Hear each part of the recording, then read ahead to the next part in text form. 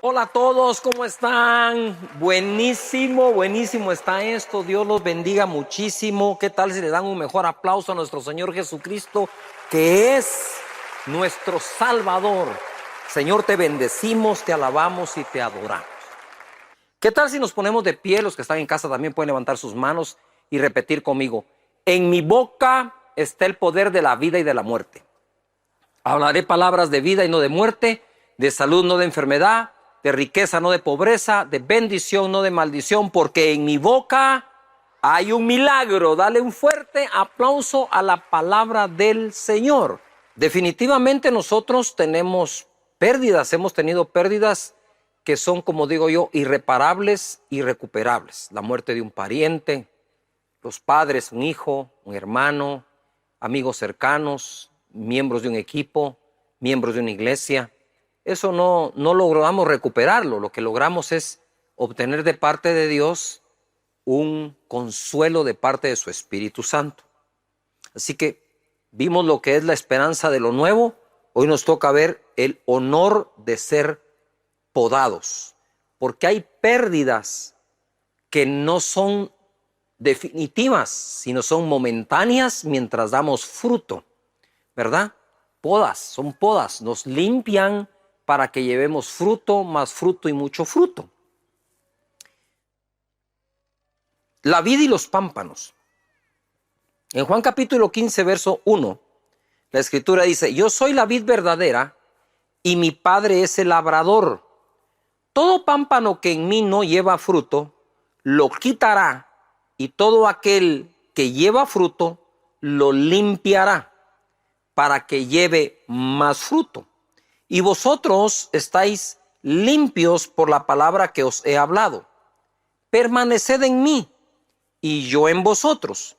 Como el pámpano no puede llevar fruto por sí mismo, si no permanece en la vid, así tampoco vosotros si no permanecéis en mí. Yo soy la vid, vosotros los pámpanos. El que permanece en mí y yo en él, éste lleva mucho fruto, porque separados de mí, nada podéis hacer. En esta historia tenemos básicamente tres protagonistas. Jesús, quien es la vid verdadera o la planta de uvas. Nosotros, que somos las ramas o los pámpanos, ¿verdad? De la vid o de la planta. Y el protagonista para mí más importante en esta historia es el Padre, porque es el labrador. De nada serviría la vid y los pámpanos en un viñedo si no existiera quien la pode. Sin la poda jamás llegaría a ser un viñedo exitoso. La poda no es otra cosa más que limpiar la planta de tal manera que se vuelva lo más fructífera posible. Nosotros como pámpanos o ramas podemos experimentar una de dos cosas. Si no damos fruto o que nos poden el fruto. Entonces son una de dos. Experimentamos el horror de ser cortados o el honor de ser podados. Ustedes recordarán que en una ocasión Jesús maldijo una higuera por no haber dado fruto y esta en un día se secó. Pero también podemos traer a la memoria aquella otra planta de que Jesús intercedió para que le dieran un año para abonarla y regarla para dar fruto. Eso quiere decir que Dios también trabaja en periodos de tiempo, trabajando en nosotros, podándonos para que llevemos fruto. Normalmente la vida entre los 3 y 4 años está muy joven y la suelen podar para darle forma y vaya dando sus primeros frutos. Luego viene otra poda para que dé más fruto. Y aquí nosotros lo encontramos. Somos podados para llevar fruto, para llevar más fruto y al final mucho fruto. Entonces ese fruto a veces como que parece que nos lo quitaron. El fruto de un trabajo, el fruto de un empleo, el fruto de un emprendimiento, el fruto de un ministerio. Pero no debemos dar por perdido aquello que tan solo fue podado, aunque esa poda ocasiona tal dolor en nuestro corazón que nuestra inteligencia emocional debería alinearse a la fe en la palabra que ya nos había anticipado que nos iba a pasar. Entonces nosotros tenemos que anticipar por la fe aquello que Él prometió a las personas que hemos sido podados no una, sino muchas veces. Por lo tanto, hay pérdidas que no recuperamos, pero no toda pérdida se debe dar como no recuperable, sino además de ser recuperable, puede ser aumentada o aumentable, si queremos decirlo. Así que vivamos el honor de la poda. Santiago capítulo 1, verso 2. Hermanos míos, tened por sumo gozo cuando os halléis en diversas, ¿qué dice ahí? Pruebas. ¿Qué es una poda sino una prueba para la vid? Cuando se poda se está probando y se está ayudando a esa planta para que dé más fruto. Una poda no es sino la expresión del labrador que aún confía que esa vid va a dar fruto, que esa rama va a producir más. Cuando nos hallemos en diversas pruebas, lo tenemos que tener como algo de sumo gozo, no solo gozo, sumo gozo, sabiendo que, ojo, lo que nos trae ese sumo gozo es lo que sabemos. El pueblo perece por falta de ¿qué? Conocimiento. Sabiendo que la prueba de vuestra fe produce paciencia, fe y paciencia. Mas tenga la paciencia su obra completa para que seáis perfectos y cabales sin que os falte cosa alguna. Fruto. Qué buenísimo está esto. Cuando en la universidad se nos sometían o se nos someten en algunos casos a los exámenes que se le llama privados o exámenes finales de los finales, tú tienes que haber calificado para llegar ahí. No te van a llamar a un tipo de examen así si no has cerrado pensum, es decir, si no has terminado todas las materias con éxito. Pero someternos a esa prueba es sumamente estresante. En mi caso, en mi tiempo, cuando me sometieron a esa prueba, pues uno lo mira como, wow, ¿qué vendrá en ese examen? Es de un día entero, de 2 días enteros, de 3 días enteros, dependiendo cómo lo haga cada universidad. Estudia uno de no dormir, tiene que repasar todo el conocimiento de todos los 5, 4 años de la carrera que hayas estudiado, ¿verdad? Para someterse a una prueba final cuando ya le pasaron a uno todas las pruebas todos los años. No lo logro entender, pero así es o así era. Y yo me recuerdo, ¿verdad? Que para pasar ese examen incluso estuve leyendo un libro de la presencia del Espíritu Santo buenísimo y la pasé así como en onda bajo la presencia del Espíritu Santo, ¿verdad? Y me fue muy bien, pero ¿qué es esa prueba sino el honor que se le otorga a una persona por haber finalizado bien sus estudios? Cuando Dios nos prueba, deberíamos verlo como un honor. Así como la vid, cuando la podan, dice, wow, no están pensando en arrancarme de raíz, en cortarme, no están pensando en quemarme, están pensando en que puedo dar más fruto. Eso es una manera, o eso es lo que sabemos ahora de las pruebas, que también se pueden interpretar como podas. ¿Qué es lo que ocurre verdaderamente?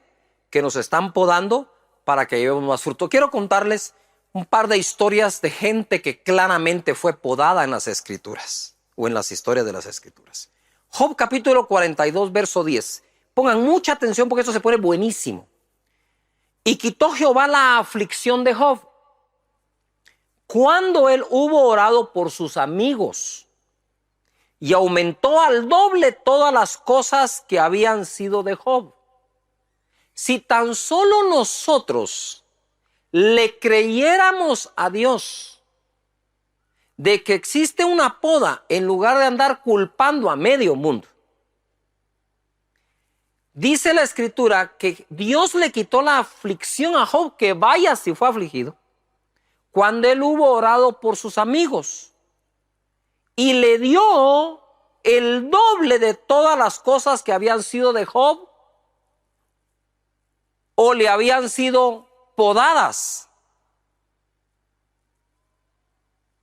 Y vinieron a él todos sus hermanos y todas sus hermanas y todos los que antes le habían conocido, y comieron con él pan en su casa y se condolieron de él y le consolaron de todo aquel mal que Jehová había traído sobre él. Esa era la interpretación de ellos. Sabemos que no es Dios el que se la trajo.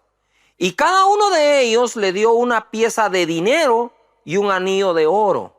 Y ahí empezó a Dios a darle señal a Job que en aquello que había sido podado, ahora iba a ser aumentado. Es decir, si vemos a Job como una vid, como una rama de la vid, le fue quitado el fruto o le fueron podadas las ramas. ¿Para qué? Para que llevara más fruto. Ahora va a tener el doble. Ahora va a ser una rama con el doble de fruto. Mira, dice el verso 12, y bendijo Jehová el postrer estado de Job más que el primero, porque tuvo 14,000 ovejas, 6,000 camellos, 1,000 yuntas de bueyes y 1,000 asnas, y tuvo 7 hijos y 3 hijas. Llamó el nombre de la primera Gemima, el de la segunda Cesia y el de la tercera Kerem Apuc. Y no había mujeres tan hermosas como las hijas de Job en toda la tierra, y les dio su padre herencia entre sus hermanos. Después de esto, vivió Job 140 años y vio a sus hijos y a los hijos de sus hijos hasta la 4ª generación, y murió Job viejo y lleno de días. Por Dios santo. ¡Qué historia! Date cuenta. Y bendijo Dios el postrer estado de Job más que el primero. ¿Qué le pasó a Job? De pronto llegan sus sirvientes con noticias, que han muerto sus hijos, que se quemó la hacienda, el ganado. Se quedó sin nada, solo con la mujer. Algunos me han dicho, pastor, mire, ¿y por qué no empezó con la mujer? Y la verdad es que tienen razón, porque la mujer fue la que le dijo a Job, ¿por qué no maldices a tu Dios y te mueres de una vez? Le está echando a Job la culpa de todas las pérdidas. Y usted sabe que a veces sucede así. Fallece un hijo y es casi irremediable o inevitable que la pareja se divorcie. Emocionalmente cuesta mucho manejarlo. ¿Qué es lo que quiero decir acá? Usando el ejemplo de Job y lo que dijo Santiago, que tengamos por sumo gozo cuando estemos en diversas pruebas, porque la prueba de nuestra fe produce paciencia, y con fe y paciencia se heredan las promesas, no solo con fe. ¿De dónde sale la paciencia? De probar la fe. Cuando nuestra fe ha sido probada, el fruto es la paciencia, y el fruto de esas dos es la promesa cumplida. Por lo tanto, dice la Escritura, sabiendo que, dijo Santiago, y aquí ahora lo aplicamos a Job. ¿Qué es lo que ocurre con Job? ¿Verdad? Después de que pierde todo y sigue adelante, está siendo podado, él hizo una cosa. Le salió un pequeño vástago, un pequeño retoño. ¿Cuál fue ese, pastor? Y lo bendijo Dios y quitó su aflicción cuando hubo orado por sus amigos. En medio de todo, él no había orado prácticamente por nadie. Pero cuando él empieza a orar por sus amigos, ahí se empezó a ver que venía el fruto. No nota esto. Empieza el fruto a darse. Entonces viene Dios y le da la primera bendición por ese fruto. Llegan unos amigos y los que lo conocían y lo bendijeron con pocas cosas, y ahí empieza la restitución de Job, o ahora viene de regreso la bendición por empezar a dar fruto. Pero dio mucho más fruto. Dice que puso a las hijas entre sus herederos, y normalmente en aquel entonces solo heredaban los hombres, no las mujeres. Algo en el corazón de Job cambió con aquella poda, y ahora tenía el doble de todo, y fue enriquecido en manera extrema, de tal manera que cuando él muere, muere lleno de días, es decir, de bendición, murió ya viejo, le dio 140 años más, vio a hijos, a los hijos de los hijos, hasta la cuarta generación. Así que, si estás pasando por alguna prueba creyendo que todo lo has perdido, no podrías darte tú la oportunidad, deberías darte la oportunidad de pensar y de creer que no es una pérdida, sino una poda. Y la poda es un honor. Así podemos encontrar nosotros a más personajes. Quiero hablarle de las podas que sufrió otro hombre. Génesis 41, verso 37. El asunto pareció bien a Faraón y a sus siervos. Y dijo Faraón a sus siervos: ¿acaso hallaremos a otro hombre como este, en quien esté el Espíritu de Dios? Y dijo Faraón a José: pues que Dios te ha hecho saber todo esto, no hay entendido ni sabio como tú. Tú estarás sobre mi casa, y por tu palabra se gobernará todo mi pueblo. Solamente en el trono seré yo mayor que tú. Dijo además Faraón a José: he aquí yo te he puesto sobre toda la tierra de Egipto. Entonces Faraón quitó su anillo, no mandó a hacer uno, el de él, quitó su anillo de su mano y lo puso en la mano de José y lo hizo vestir de ropas de lino finísimo, no fino, finísimo, y puso un collar de oro en su cuello y lo hizo subir en su segundo carro y pregonaron delante de él: doblad la rodilla, y lo puso sobre toda la tierra de Egipto. Pongan atención a esto porque esto se pone buenísimo. Quiero que tomen en cuenta el anillo, quiero que tomen en cuenta la vestidura de lino finísimo. Tomen en cuenta que todo el mundo se arrodilló delante de él y ahora él es el mayor en todo Egipto excepto por Faraón, ¿verdad? Aunque algunos, por más que uno los empodere y les dé los mejores cargos, siempre van a querer el de uno, ¿verdad? Eso pasa en todos lados. Pero aquí José, pongan atención a esto. José, su padre lo amaba. De esto no tiene culpa José. Lo amaba porque él lo engendró siendo ya viejo, Jacob. Lo amaba a José, le tenía un cariño especial y decidió vestirlo con vestiduras de colores finas.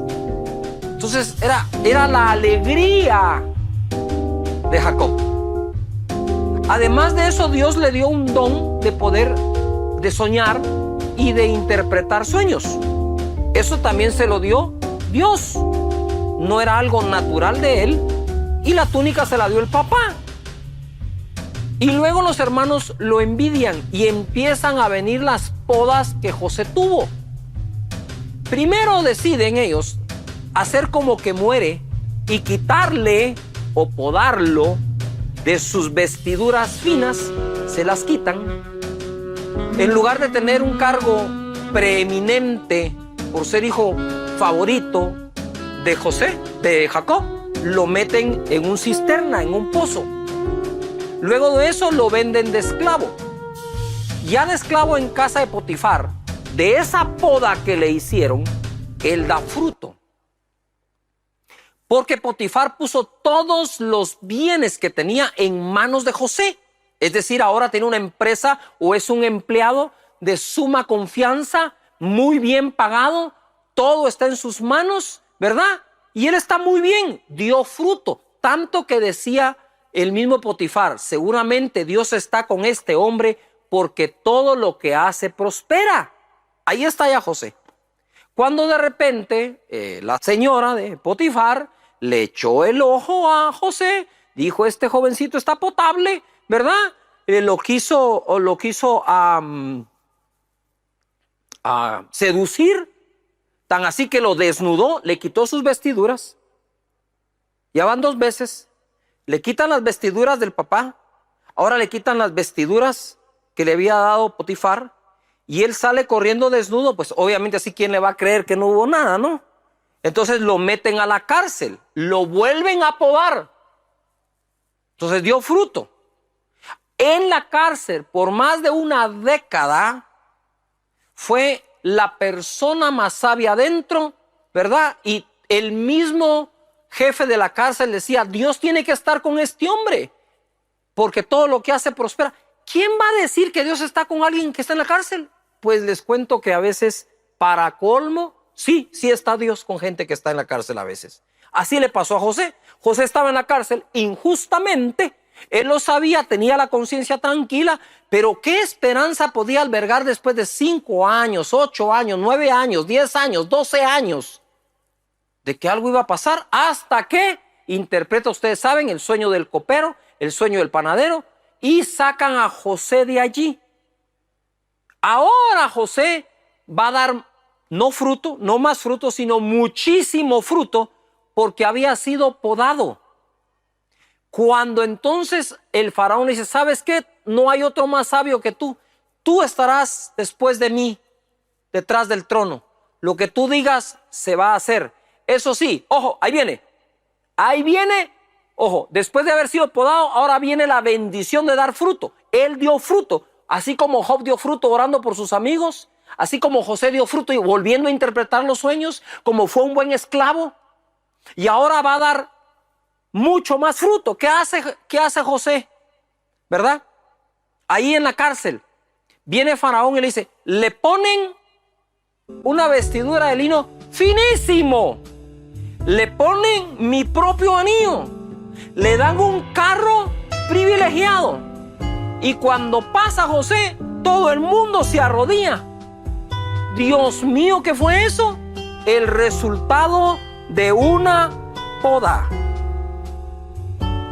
Lo que quiero es darte esperanza, que no todo lo que se ha perdido se debe dar por perdido, sino solo por podado, porque viene mucho más para tu vida, para tu empresa, para tu trabajo, para tu familia, para tu ministerio, para la honra y la gloria de Dios. Vamos, dale fuerte ese aplauso al Señor, por favor, lo mejor que puedas. Y si alguien me acompaña acá para ir cerrando, ahora quiero hablarte esta palabra, Romanos 8:28. Y sabemos que a los que aman a Dios, todas las cosas ayudan a bien. Esto es, a los que conforme a su propósito son llamados. El original dice que todas las cosas trabajan juntas para bien de aquellos que aman a Dios, a los que han sido llamados conforme a su propósito. Aún las cosas que parecen malas, unidas con las demás, provocan un mayor bien a nuestra vida, y esto incluye el mismo ministerio, trabajo, familia, empleo, profesión, vocación y todo lo que emprendas. Yo no quiero terminar hoy sin orar por todos ustedes, ¿verdad? Así que los que estamos presencialmente, por favor, pónganse de pie. Pónganse de pie. En eso, ponte de pie, ponte de pie. Y quiero que me mires cuidadosamente acá y me pongas atención. No des por eternamente perdido aquello que ha sido una poda. Tu primer fruto o tu primera reacción ante una poda es: sé que es una prueba, sé que va a producir paciencia, y lo que tanto he estado esperando necesita fe y paciencia, así que sé que lo voy a lograr. Lo otro es, tus emociones deben de ser manejadas lo mejor posible, que se alineen a la fe que tienes y no la fe a las emociones. Opéralo al revés. Hay que hacerle un pequeño cambio, hay que darle vuelta a la moneda en este momento. Y yo quiero orar por todos ustedes que por alguna razón han perdido algo, que sea solo una poda y que Dios les traiga una bendición en el momento que den fruto. Tu grupo en casa fue podado, tu discipulado, tu red pudo haber sido podada, tu iglesia, tú que me miras, pudo haber sido podada, pudo haber sido podado tu negocio, tu cadena de distribución, qué sé yo. Pero lo que sí sé es que Dios no te ha dejado y está contigo. Padre, en el nombre de Jesús, en este momento oro por todos aquellos que hemos sido podados, y no me cabe, Señor, la menor duda que vendrán otras podas. Pero confiamos en ti, Señor, bajo esta unción del Espíritu Santo. Yo quiero declarar que al dar ese fruto vendrá más del doble de aquello que un día perdimos, como le pasó a Job, que su postrer estado fue más bendecido que el primero.